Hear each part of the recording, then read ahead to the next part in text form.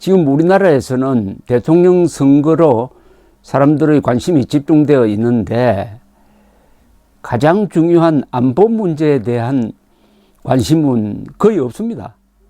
이재명, 윤석열 후보 둘 다 안보 관련 공약은 거의 하지 않습니다. 해도 기억나지 않을 정도입니다.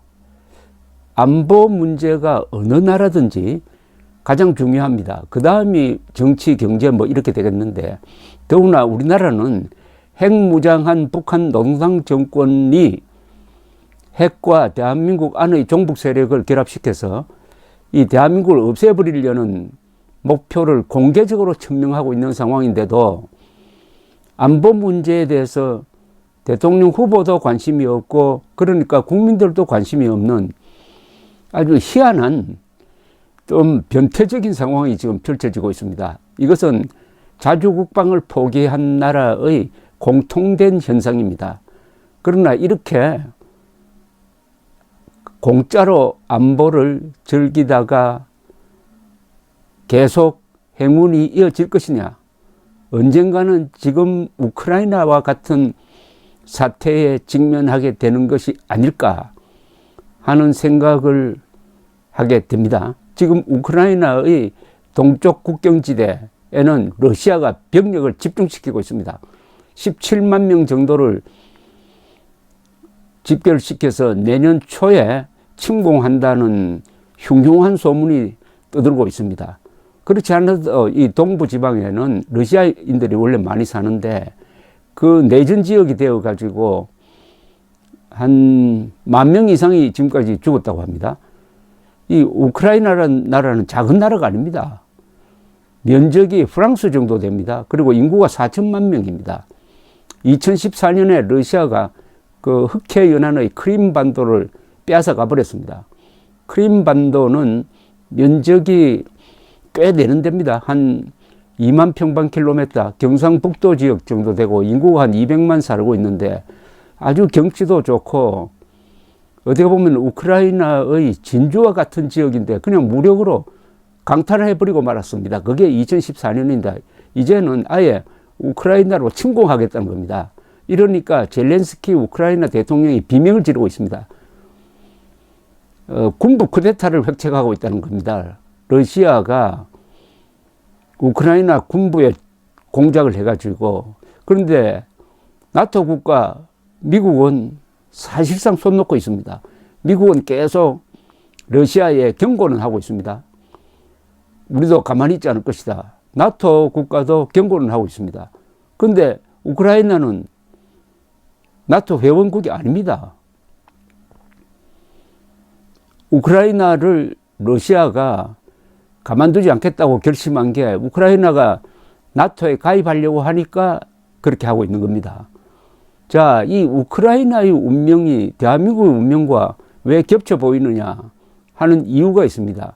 우크라이나는 어마어마한 핵무기를 가지고 있던 나라입니다. 그런데 이 핵무기를 포기하고 이렇게 된 겁니다. 우리나라도 자위적 핵무장을 포기하고 미국에 의존하고 있는데 우크라이나도 핵무기를 포기하면서 미국, 러시아, 영국으로부터 국가의 안전을 보장해준다 하는 합의를 받아냈는데도 불구하고 지금은 완전히 종이 조각에 불과합니다. 그걸 제가 지금 설명하려고 하니까 우크라이나와 한국이 비슷해 보인다 이런 이야기입니다. 좀 기분이 나쁘겠지만은 1991년에 소련 연방이 해체될 때 우크라이나에는 핵무기가 많았습니다. 미국이 중심이 되어가지고 우크라이나가 핵무기를 포기하도록 설득을 했습니다. 미국이 포기하도록 설득한 겁니다. 그때는 러시아가 힘이 없을 때입니다. 1994년 드디어 부다페스트 협정이 맺어졌습니다. 우크라이나는 핵무기를 포기하고 그 대신에 러시아, 미국, 영국은 우크라이나의 안전을 보장해 주기로 약속했습니다. 그런데 2014년 서명 당사국인 러시아가 약속을 깨고 우크라이나 영토인 크림반도를 불법적으로 강탈한 데 이어 동부지방에서 반란을 사주해가지고 지금 사실상 내전 상태, 점령 상태에 있습니다.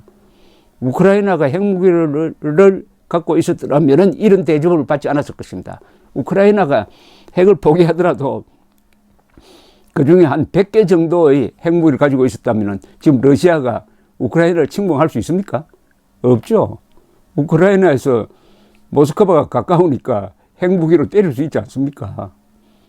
미국과 영국을 믿고 또 러시아는 신용이 없는 나라지만 그래도 미국과 영국이 우리를 보호해준다고 하니까 러시아도 우리를 설마 치겠느냐 이렇게 안심하고 있던 우크라이나가 참 어려운 처지에 놓이게 되었습니다. 핵을 포기한 국가가 핵 보유 국가로부터 이런 식으로 당하는 것을 국제사회가 막지 못한다면 앞으로 핵 개발 선풍이 불지 모릅니다. 한국도 언젠가는 결심해야 될지도 모릅니다. 북한이 백령도를 점령을 하고 기습 점령하고 한국이 반격하려고 하면은 핵무기 쓰겠다라고 위협하면서 특히 서울을 딱 지명을 한다 이겁니다. 그런데 김정은이가 핵미사일 발사 포탄을 누르면은 서울 상공에 터지는데 딱 7분 걸립니다. 한국은 지금 수도권을 방어할 체제가 되어 있지 않습니다. 더구나 문재인은 시진핑에게 수도권에 사드 추가 배치 안 한다는 약속까지 했습니다. 그리고 핵 민방위 훈련도 하지 않습니다. 그럼 다 죽는 거예요. 한 몇십만, 몇백만 명이 한순간에 죽는 겁니다. 이런 위험을 아는 한국인들이 그때 좀 되면 차라리 백령도 먹고 치워라. 백령도 먹어라. 전쟁하기 싫다. 이런 결정을 하면은 어떻게 됩니까? 그 다음에는 백령도가 아니라 다른 지역을 또 요구할 거 아니겠습니까? 예컨대 강원도 반은 우리한테 넘겨라. 그러지 않으면 핵무기 쓰겠다. 그때도 강원도 넘겨주고 차례로 경상북도 넘겨주고 경기도 넘겨주고 그럼 끝나는 거 아닙니까? 이게 농담이 아닌 게 바로 핵을 포기한 우크라이나가 러시아로부터 이런 식으로 당하고 있습니다. 크림반도 뺏어가면 그것으로 만족할 줄 알았죠. 감사합니다.